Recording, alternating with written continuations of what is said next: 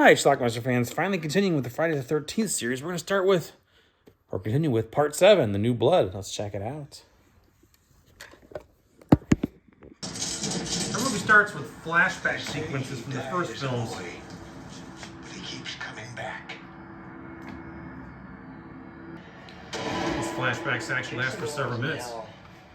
I'm gonna see he gets there. Jason, come on! Come and get me! It's me!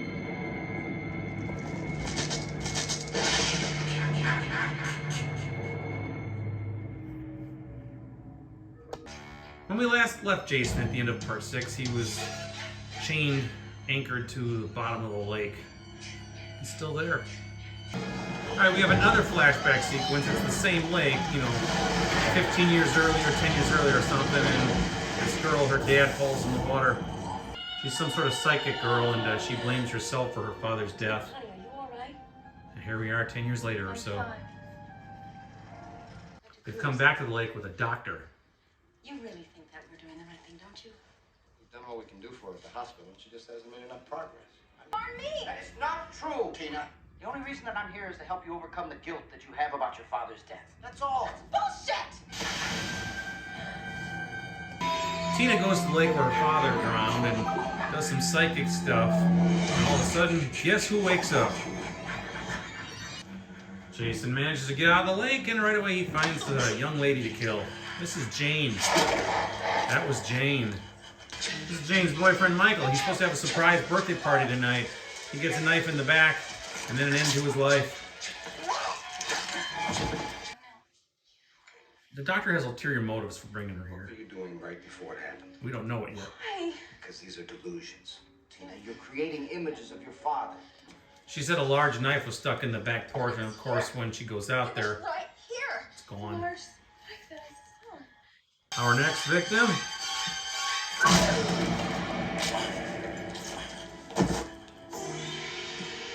He drags another one out of a tent. This young lady's gonna meet the tree. This snobby girl, Melissa, makes a crack at Tina. There's some kids next door to where Tina's staying. Wow. This is Nick, the guy next door who kind of likes Tina. I think he's dead, Nick. Tina, pack your things. We're gonna leave in the morning. The couple was gonna go skinny dipping. He's not.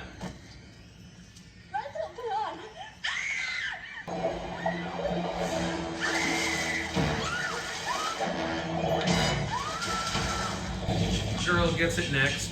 I think the dude's name is Dr. Cruz. He finds a body in the woods.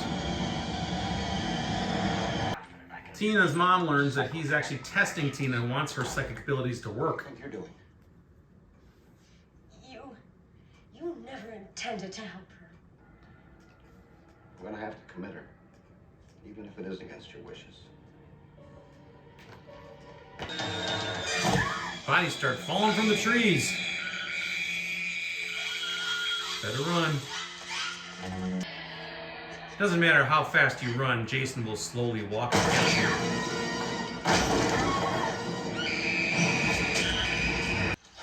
This guy's name was Ben.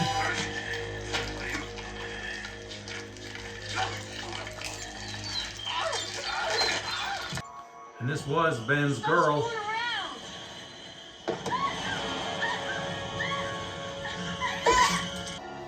Tina and Nick find the body.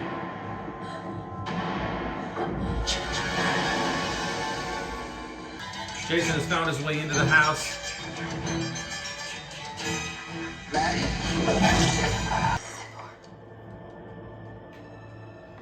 Jason Voorhees. It was him in the lake. So change your mind or what? Melissa? Our next victim gets tossed out the window.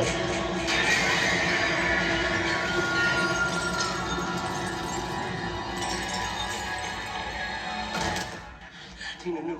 Tina's mom and Dr. Cruz get confronted by Jason. The lovely Dr. Cruz uses her as a human shield.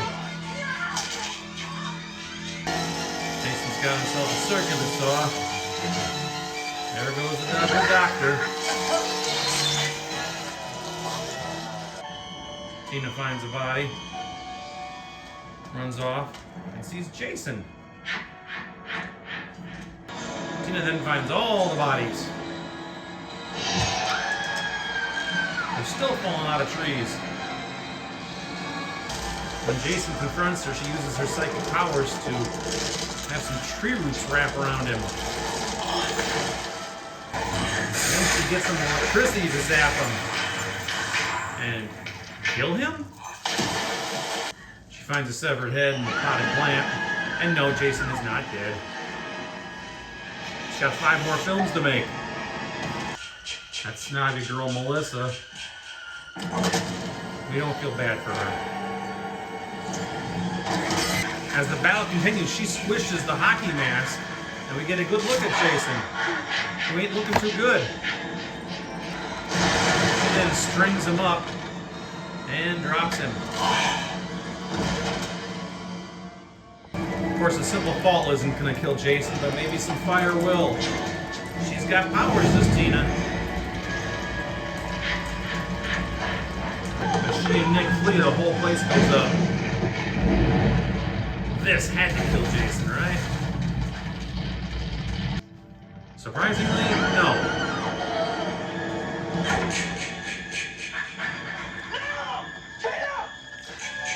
And then in a ridiculous move, she somehow conjures her dead drowned father, who jumps up and drags Jason back down.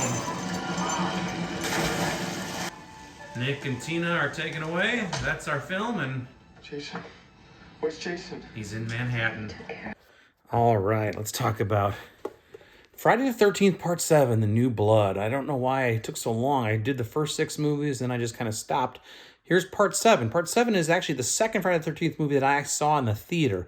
I was really young when I saw Part 3, and I was in high school, still not old enough to see the movie, but I was in high school when a friend of mine and I went and saw Part 7 up in Green Bay. Opening night, actually. Quite a scene filled with kids.